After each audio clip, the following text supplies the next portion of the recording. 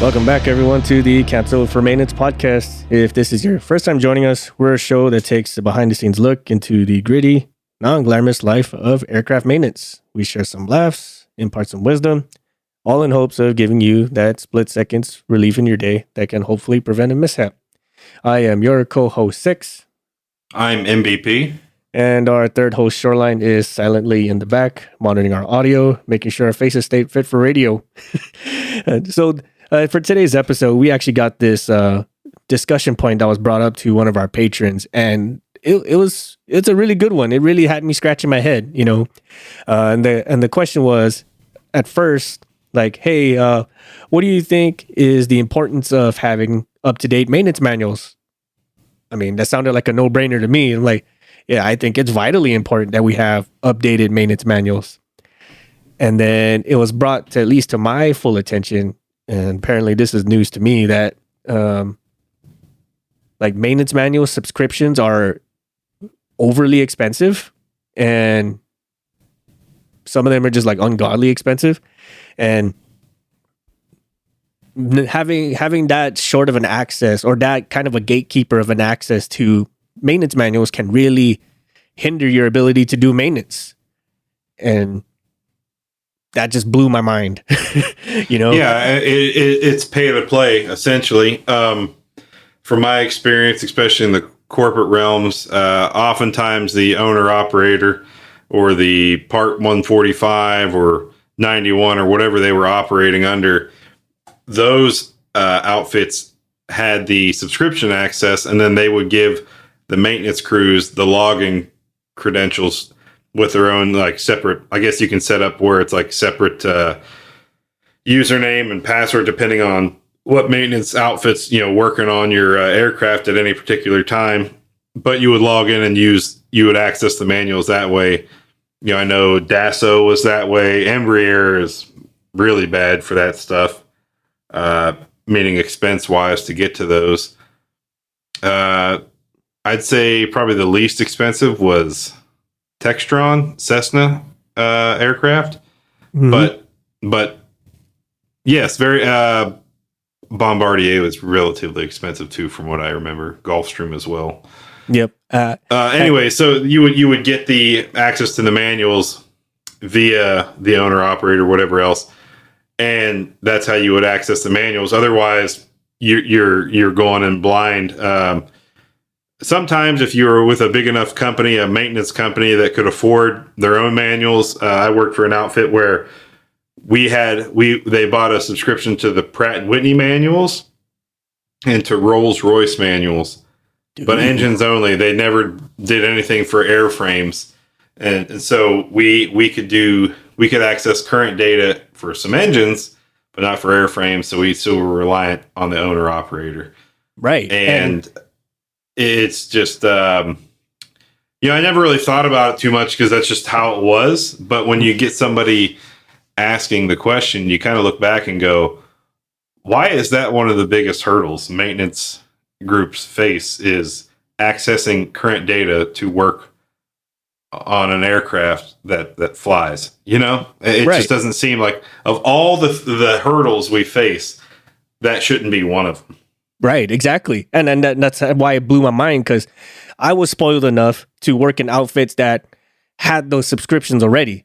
And it was kind of like a give me, like it was given that we had to have access to those things. And it pretty much just went over our heads that you actually had to pay for it. So like, it never was a question for me that it was something you specifically had to pay for. And for most large outfits like airliners and whatnot, or like say if you're in the defense industry or something, you're going to have access to those, period, because that's how you stay airworthy and compliant, especially if you're carrying a large amount of people. But the challenge really comes if you're working like, say, general aviation type stuff, you know, or you're like a traveling IA or something, or your outfit is too small, you know, to have enough of an income to get those manuals. But, you know, per the civil authorities, you have to have up-to-date manuals in order to do compliant maintenance, right? And you kind of go, why wouldn't you want, you know, to make it easy to access updated manuals and this and that. Well, look, money drives everything. We've covered it 100 times, and that's just another way to tax you on shit you've already paid for. It's exactly what it is, and it's one of those. Hey, you bought the aircraft, and now you have to pay for this subscription, and now you have to pay for these add-ons to give to the maintenance crew who you're paying to work on your aircraft. It's all gross profits. Yes. And while I understand it from a profit generating side, from a safety and for the quality of work you want to get done and get done properly, I just think that is one area where it should not be pay to play. Right. I can't believe the FAA hasn't come down and said to all the OEMs, look, your manuals are required by law to be current and updated with the most recent renditions from your engineering drawings and whatever else. And you will have those published freely for maintenance crews to use. Sorry, everybody, I'm stumbling over my words here, so it probably seems real choppy, but that shouldn't be an issue. If I am going to go work on a Citation Sovereign CE 680, I shouldn't need a credit card to be able to access those manuals, if that makes any sense. Right. Now, here's the other side of it, right? Oftentimes I find myself, I'd have to have a Wi-Fi hotspot to be able to access the manuals on the laptop at the actual aircraft. Otherwise, I would have to go into the FBO, download that particular manual that I wanted while on the, while I had Wi-Fi, and then go back out to the aircraft. If I didn't have any of that, I'm trying to hotspot through my phone. Mm-hmm. A lot of us with the in the corporate realm, we had Wi-Fi hotspots in our travel computer bags, and that's what we would have to use to access. So even when you do have access, it's still not friendly sometimes, because as many of you, especially some of our Canadian listeners who work way up there in Yellowknife and all that, it's just such an inconvenience. Right. Exactly. And again, so the question sometimes, what some people you might be asking is, well, why do they have such a restrictive access? On top of the profit thing, which we've mentioned, and we've mentioned it time and time again, is because, for one, we don't want just average Joe having access to these things. We get it, right? There's regulations, there's controls and all this as to who an OEM can give these manuals to and who can access them. 100% get it. Got it, right? But it shouldn't cost $5,000 to $20,000 to just get a subscription to this thing, right? Especially, if it's in terms of safety.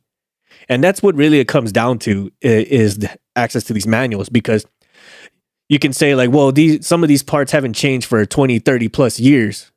Got it, right? But it's that one occasion, and we've mentioned this before, Murphy's Law is not, it's not like anything can go wrong, will go wrong. It's also how many times have it's been wrong and you've played the odds and you've just been rolling right the whole time, right? 9 times out of 10, you rolled it right, but it's that one time that's going to really bite you in the ass.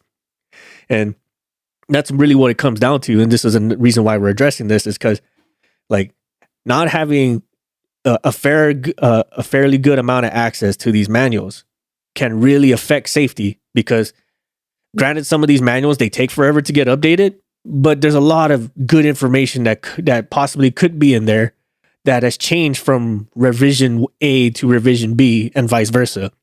Think of it this way, say for therapists when they diagnose mental health, if they're using manuals that were in the dark ages, they will tell you right now, if you sneeze out of your sneeze from your nose and your mucus is blue, then they should put you down. You know what I mean?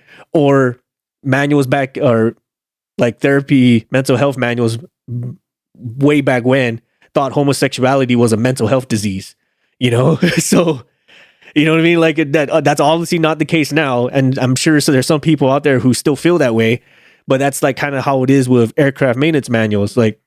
some things could have, changed even just a little bit, but that little change could be the difference between flying safe and rolling the dice, I just don't understand why it has to be a subscription to ensure. If I'm the owner of the aircraft, why do I have to pay a subscription every year to ensure that my aircraft gets worked on safely and correctly as designed by engineering in the OEM? Right. I just, it's like if you bought a car, you know how they give you the owner's manual or whatever. Mm-hmm. But in this case, they're like, hey, you can have the owner's manual for an extra $5,000. Or like you bought, okay, let's say this. You bought it at your car at a dealer and you take it back to the dealer and they're like, hey, can you give us your login to work on the car? And you're like, but you're the mechanic. You should know how to do this. You're like, yeah, I mean, I can probably figure it out. I'm almost certain I can figure it out, but I do need to ensure that I'm following the proper guidelines in case I get spot checked out here. Right. Yeah. And and that's the other end of the cost too, right? Like, so we're forking over access because money, and the dice roll is I'm putting up my license or my certification on this, right? Like that's another gamble. Like, do I just let it ride because I don't have access, or do I just kind of exercise whatever I could and then put myself on the line on top of the people in the plane, right?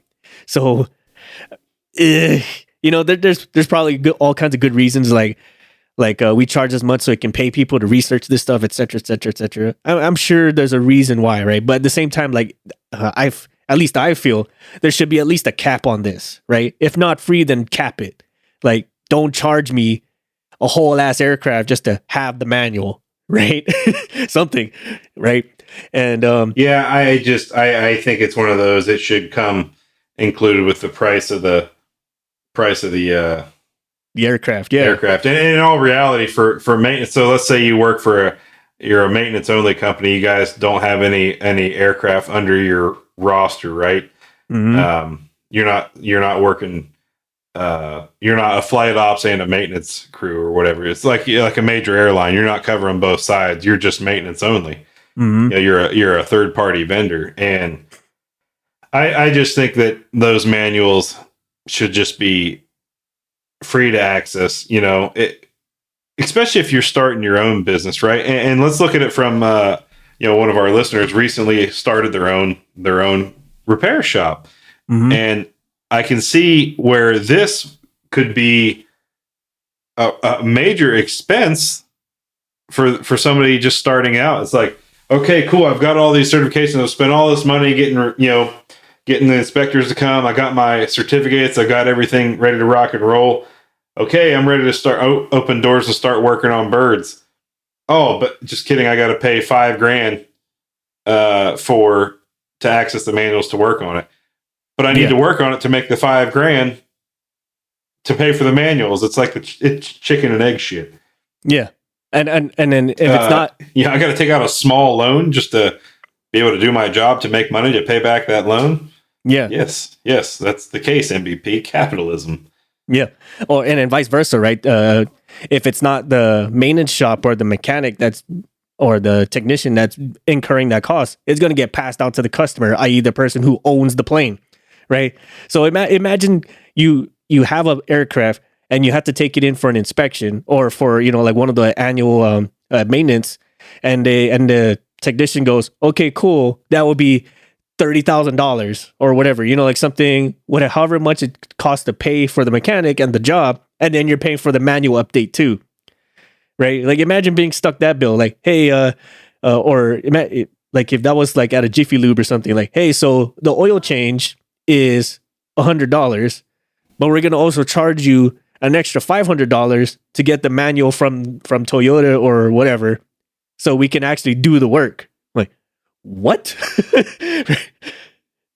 It'd be asinine, right? It'll blow your brain. Like, no, fuck no, I'm not going to do that. That's more or less the same thing, right? Now, we're talking like maintenance, not like preventative stuff, because there's whole other rules in the FAR that tells you that, you as an aircraft owner, you can do your own preventative maintenance. You can put air on your tires. You can change your own oil filters. You can put gas in your own plane. Totally fine. But once it starts getting to stuff like you have to replace stuff, like time limited stuff, or it has to incur like a post maintenance inspection, that can get really wild. And especially if you're working to dated information, like old obsolete information. You know, an example of this is like, say, like you're doing things business as usual on a plane, and then like something breaks, or something you never would thought breaks. You kind of want to pass that info on so everyone else is kind of aware of it, right? And sure, yeah, there's like alert bulletins and all kinds of notices that people can have access to, but eventually over time that stuff gets kind of crowded and then people forget about it. But you kind of want to take that information and incorporate it into a manual, so you're not having to look up different alert bulletins or alert notices just to make sure that your aircraft's good to go, so you're not non-compliant or even worse, like unsafe to fly. And yeah, like that really blew my mind, man. That's when again, because I've been spoiled. I've been spoiled to places where they actually give it to us on the reg. It was guaranteed you're gonna have it. Like that, and certain tools, you know, that actually helps you do the job, and the rest is kind of up to you. So it's wild. I mean, coming from the corporate realm as well, many of the maintainers, we had to purchase our own tools. So then to buy manual subscriptions after that, I think just from a safety standpoint alone, money should not be involved to ensure that the aircraft gets maintained by the most current released revision. Yeah, absolutely. And I'm sure there's somebody out there who's going to be like, well, then who's going to pay for the people to research it? Who's going to pay for the guys to update the books and all that? I don't know, man. Nonprofit stuff, but I'm just spitballing excuses, but really, like, I would rather have that problem than the current situation we're in, where we have guys out there, especially general aviation people or small business MROs and repair shops, that have to give asinine amounts of money just to have the manuals that they need to do the job, right? And again, like, this is outside of like common practice, like as you would for being an aircraft maintenance mechanic or technician. Like, common practice is a way different than airworthiness requirements. You know, any Joe or any Jane can go to a Home Depot and find a similar rated bolt for an aircraft, right?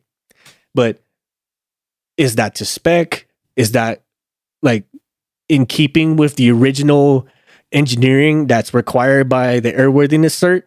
Who knows? Because if our manuals are dated or they're not in keeping with like current information, including any like safety releases or notices of escape or whatever the case may be, that becomes a huge problem. And again, like, kind of going to the whole reference with the therapist part, like, if you wouldn't trust a neurosurgeon to do surgery on you with old practices, right? If a doctor were to do this to you, you can rightfully sue them for malpractice because they're using information that's not relevant. So why are we rolling the dice with that with airplanes and people's careers, really, or livelihoods? I mean, like, again, that's huge safety issue.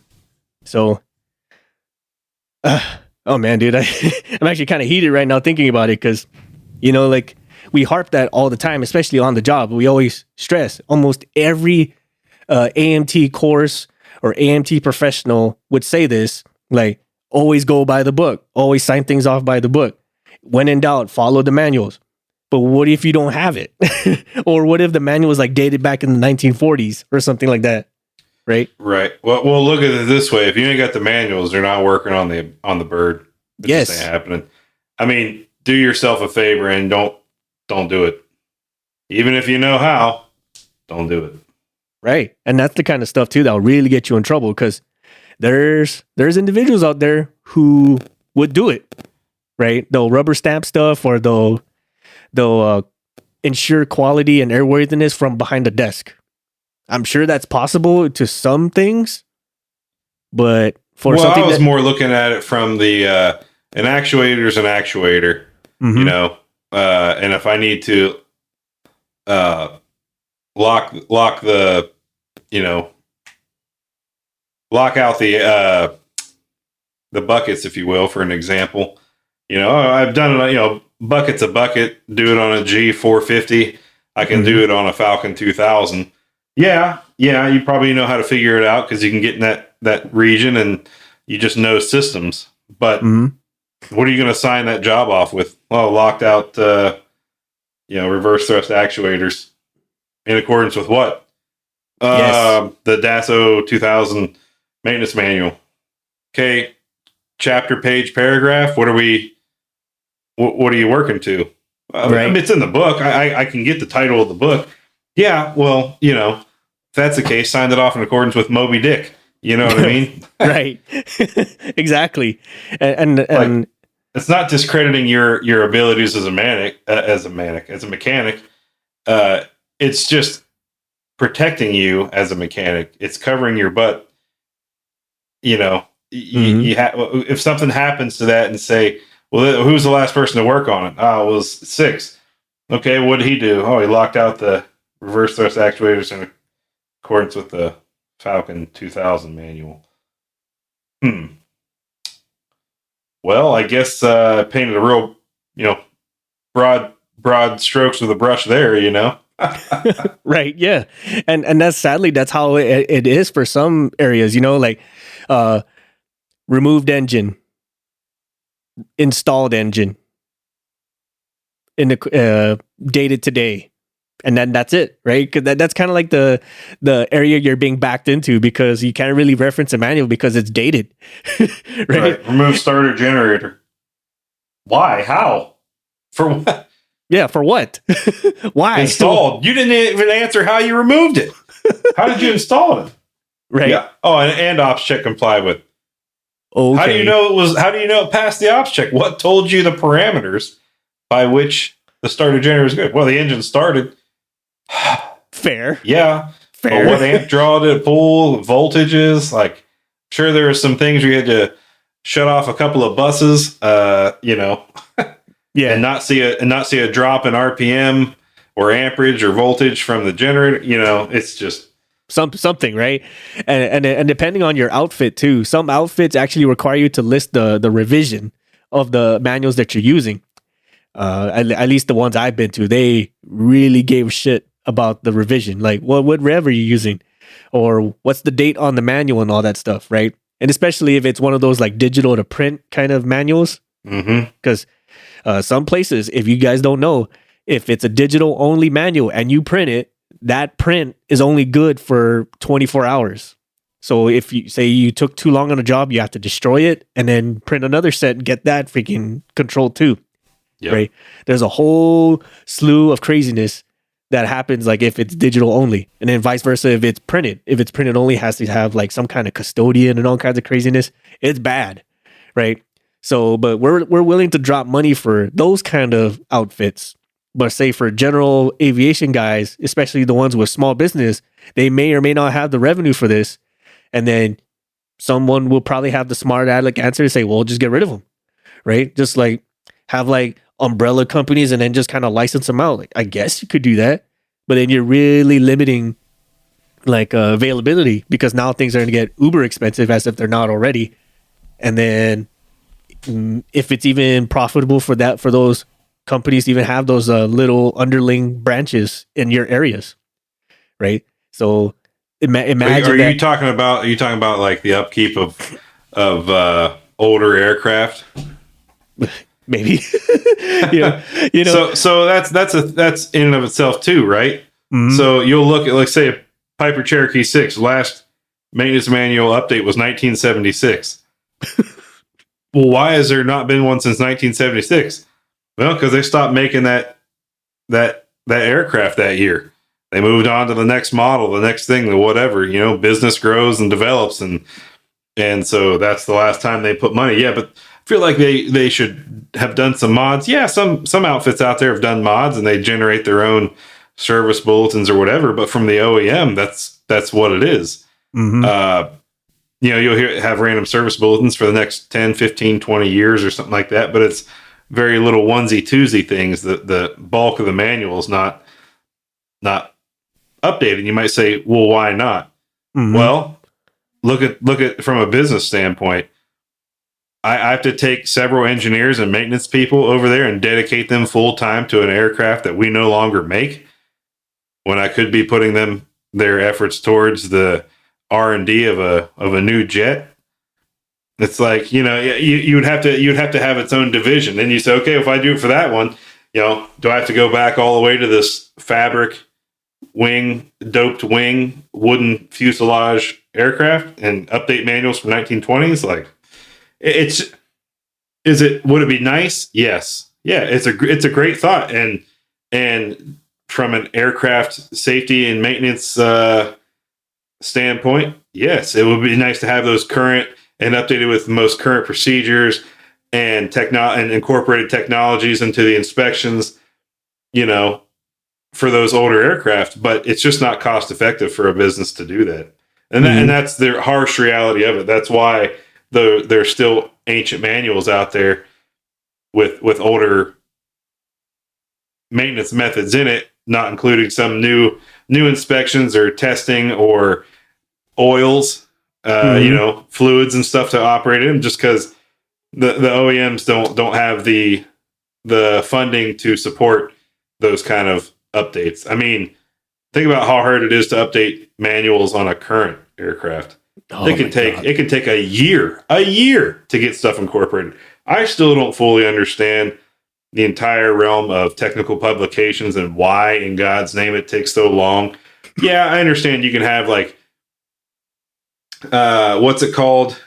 6 when it's like almost like an immediate change. Hey, we got this thing we would need to add in because it could be a safety concern, but it's a notification that lets everybody know this is the new way to do it. It's a supplement, but it's not made its way into the normal verbiage of the actual maintenance manual. It's not the new standard.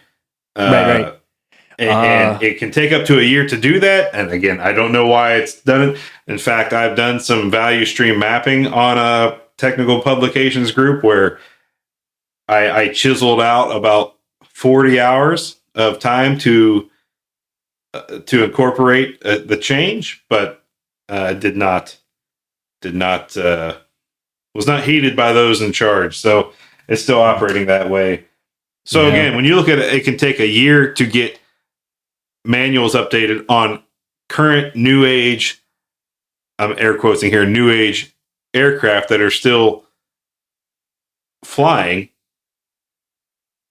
It's almost going to be non-existent to update one from 40, 50 years ago. Yeah, you're absolutely right. It's a harsh reality of the situation. You're absolutely right. And again, going back to the axis of things, how do I even know, right? And I think that kind of goes into the complacency of things too, where like, well, nothing's changed since 1970. True, for now, right? Or that we know of, because, like there's no other option of knowing otherwise, right? Unless like, like some extreme alert bulletin comes out or some kind of huge safety notice from the FAA or something like that, right? Or like at least from the military standpoint, they called it IRACs, like interim rapid action changes or something like that, right? Like, oh, okay, now we're getting wild, right? Or a maintenance manual alert or something like that, right? But then again, that kind of goes into the funding of it all, right? Like that's where the subscriptions, I guess, really pay their weight. But at the same time, like it shouldn't. I think we kind of beat that horse. Like it shouldn't cost like tens of thousands of dollars to get it rolling, especially when it's for aircraft that are relevant and still fairly in production. That shouldn't be a question that we should have access to these things. I don't know. Maybe like someone smart, like come up with a way to like it limits access to only people with current and active like IA certifications or something like that, right? Like an IA can sponsor X amount of licenses, I guess it would be the word, like for all these other people to like use the manual or something like that, right? And say like if it gets out of control or like it timestamps their IA certification number on it or something, right? So like if this thing gets out of control and makes its way on Reddit, then they can find out like, okay, this was the person who they got it from, kind of thing. You know what I mean? Or think about I'll use a VPN login how I do for work. Right. Every time I go to log in on my work computer, from a non-work location, I have to give a special PIN code that only I know. Plus, I have this other token that kicks out a random number that I have to type in, and that number changes every 30 seconds. Yes, you're absolutely right. So every time you log in, you have to have that special token in your own login. So when you that's how you can control it that way. So even if you put it up there, it's like, okay, well, you're not going to have access to it in 30 seconds, without a new login. Right. Oh, and one good thing too about that those kind of logins like VPNs and other ways of authenticating is that's traceable to who's using it, right? You can't just waltz in there and use the code more than once, right? So it's not like someone's just gonna like randomly call somebody up and like, here, use this login and all whatnot, and expect to just not find it traceable to the person who told them how to do it, right? So that's definitely a way to control it. And VPN logins are way more cheap than paying tens of thousands of dollars and stuff. I don't know, like we're coming up with weird solutions that may need to get tested on the field for stress and stuff like that. But still, right? The key point is like, we stress this in many an episode that to utilize the manuals, go by the book. You'll never go wrong if you go by the book. But, this question came up, like, what if the book's wrong? Like, not wrong in the sense that it's telling you to do something wrong. It's just not current. And, like civil authorities regulations require that you use current up-to-date manuals. Yeah, and if it's a regulation, I just don't understand the cost for it. Or, okay, I understand the cost for it, but why thousands of dollars? Yes. Right. You know what I'm saying? Yeah, exactly. And I mean, I guess like there's many ways. Like they can probably there's a way to budget this, and there's a way to make it not worth thousands of dollars, right? Or something, right? Like, find a way to pay your weight in it. Like every IA needs to attend a conference that's worth, I don't know, a couple $1,000s or some shit, right? Like that's how you get your money back. I don't know, something, right? So at least like it maintains some form of control, and it makes it readily available for the people that need it, right? It's mainly the aircraft technicians. Now, again, for like those of you out there who are in commercial airliners or big name FBO MROs and stuff like that, probably not going to be a worry of yours. Probably not. You probably don't even know it exists. But for a lot of the ones like smaller MROs or like experimental design authority type of people, or like in one of our listeners' case, he just started his own repair station, or another listener who's a traveling IA, that costs money. And that's going to get factored into how they get it and how they gain access to it. And then sometimes, that cost is going to get flowed down to you as the customer if you own an aircraft. Sad to say. So you may hear stories like, this IA inspection costs 10 grand. Well, imagine having to tack another 10 grand just for them to have access to the manuals to do their job, right? You would be unhappy as shit. You'd be pissed. And rightfully so, I would be pissed. Like again, with the whole Jiffy Lube thing, like imagine having to pay $100 for the oil change and then pay $300 more just for them to have the book to do the job, right? It makes no sense. Yeah, right. It makes no damn sense. Now, and that's just for an oil change. Imagine if it was something more major, like, I don't know, changing your brakes or replacing your transmission. Then you'll really pay out the ass for it. So, whew, man. And that really hurts us as auditors too, because like from an auditor quality assurance standpoint, that's the first thing we ask. Where's your manual? Or well, it's the first thing the FAA is going to look at. I don't know if anybody's ever witnessed a spot check before. Yep. But the spot check is just that. I watched it happen. He walked up and goes, "Oh, what are you working on? Cool. Let me see your license. Great. Now, what's the task you said you were doing? Cool. Show me the manual. Like, yeah, if you don't have the book open or your laptop up to that particular task, that's a no-go." Yeah. And that's as sad as it is for us as quality assurance, as auditors and inspectors, that's an easy hit. Because even when people have access to the manuals, there are those who don't use them because they feel they're too smart for the book. Now, that's people who have access to it already. And imagine like if you didn't, what's your excuse, right? It was like, oh, I don't have subscription to the tens of thousands of dollars manual. Sucks to suck, nerd. Where's the freaking? How did you sign off this job? Right. Right. That's the reality of it. Is for so much what we do in maintenance can be considered routine. And if you're used to a specific airframe, you know what you got to do. You do the job 10 times. You get pretty proficient with it. You know where to go. You know what panels to remove. You know what filters to replace. And you get just quick with it. So you're like, hey, I can knock that out. I don't have to open the manual. But what are you going to sign that manual off? I mean, what are you going to sign the forms off in accordance with? And I'm sure you'll probably memorize for some jobs. I'm guilty of it too. You'll memorize all that sign-off material. But it's always good to go and reference back to ensure that there's been no changes in a current revision. You know what I mean? That's where it gets tricky. That's where Six was talking about rolling the dice. 9 times out of 10 you got lucky, but that 10th time is what got you. Mm-hmm. It's just very much that. So yep. And I'll admit I'll be vulnerable for a second. I actually got caught with my pants on my ass or around my ankles with something. Pants on your ass? Well, my pants on my ankles. My pants on my ankles. What about that? Yeah. So exactly as an example, as MVP said, I was doing a job. I knew the manual's reference to a T, right? But and I did the job exactly that. Signed off in accordance with blasey, blasey, blasey. And I was getting spot checked. And they said, oh, what was your reference? I had a reference. And they say, well, hey, this revision's old. How did you sign this off? What are you talking about? And then they showed me the updated steps. And it showed that I missed 2 solid steps. And so I got to fail. Like, well, shit. You know? And I couldn't have I didn't have an excuse. Like, well, you didn't use it per the proper steps.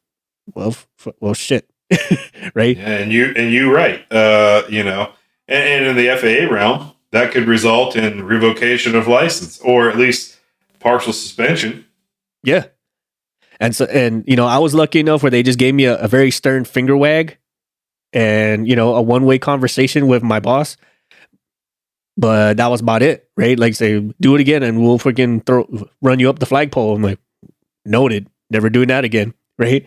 So from that point on, right? And that was a hard lesson for me. Is like, no matter how many times you do it, it always pays to double check because you never know. Like, sometimes the change is very mundane. It's very stupid.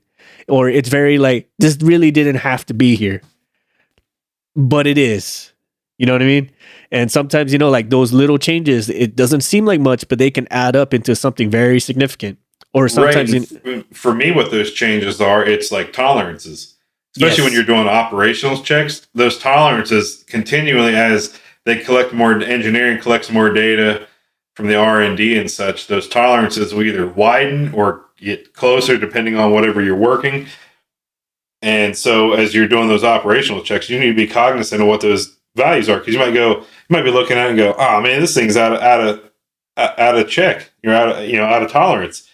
Man, well, what do you confirm that against? It's what the manual says. I've read it 100 times, but it was actually updated, and now you're within tolerance. So then you go and you're swapping parts out that cost hundreds or thousands of dollars when you didn't need to.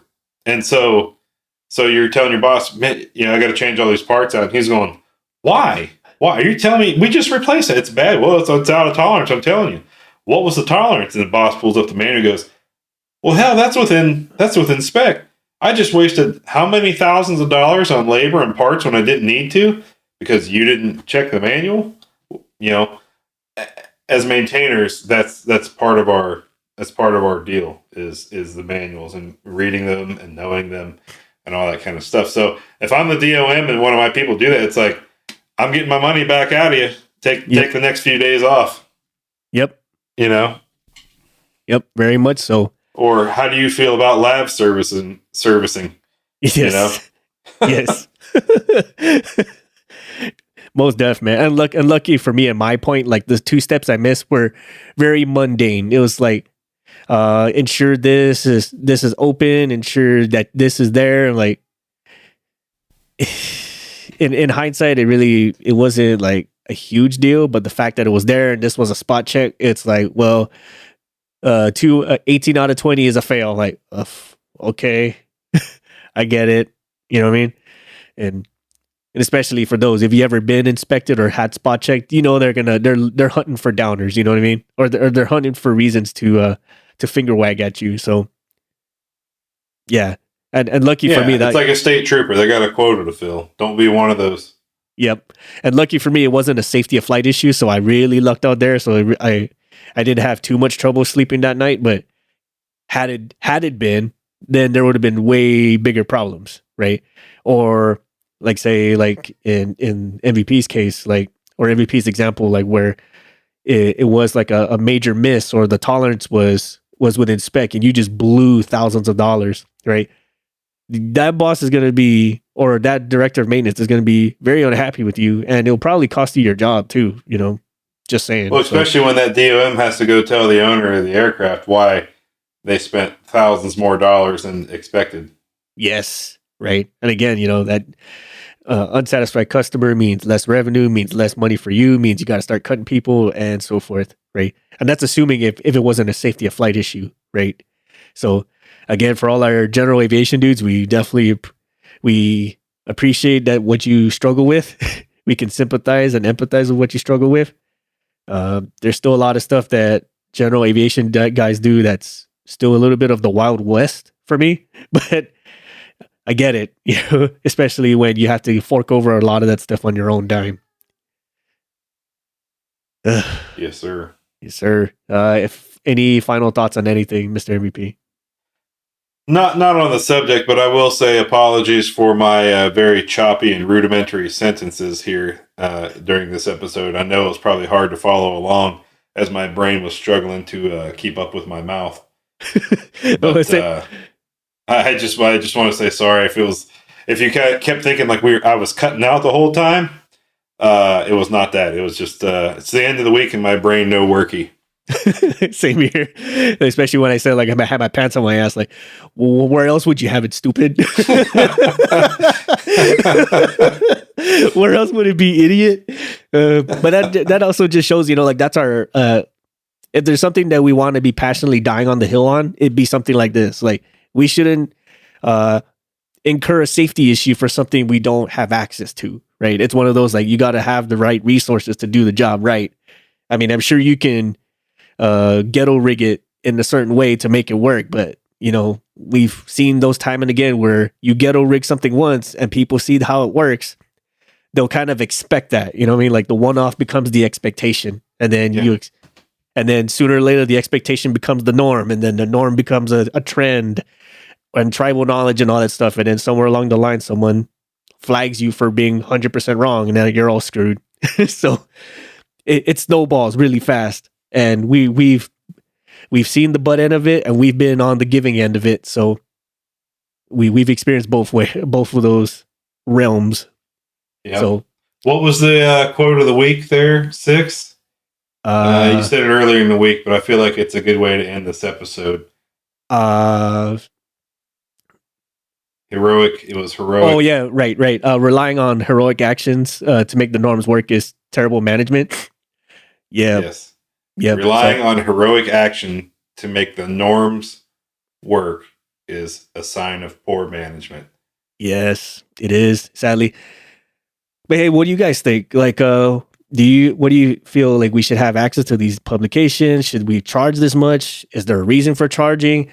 What kind of alternatives can we have to make it better and easily available to the people who need it? Should we write a letter to the FAA saying that we need to put a clamp on this? Oh, what's up? Like, we're down to do it. We're down to do it with you. I mean, just give us your input. What do you guys think? Let us know in the comments, our social medias, email, website, whichever is the easiest way for you to get a hold of us. The absolute best way to converse with us, have these type of discussions, is through our Discord channel and our Patreon. This was very much Patreon generated, like this discussion, and it was such a brain spooling question that we felt like this had to be put out for the masses, because I'm sure, like myself, I didn't have a deep knowledge that this stuff was going on because I was in that spoiled life. I had aviation outfits that pretty much paid their weight for me, as far as getting the resources I need for the most part. But again, let us know. And hey, if this is something that you feel some higher authorities need to get a move on, let's put it to them, because we as mechanics, we need to have these types of resources to do our job and do it right, so people can actually be safe while flying. And on that note, hey, we thank you all again for listening, and we'll see you on the next one. Bye, everybody. Bye, everyone. We would like to take this time to thank our patrons for supporting our show and allowing us to make episodes, maintain our gear, and create merch for all of our listeners.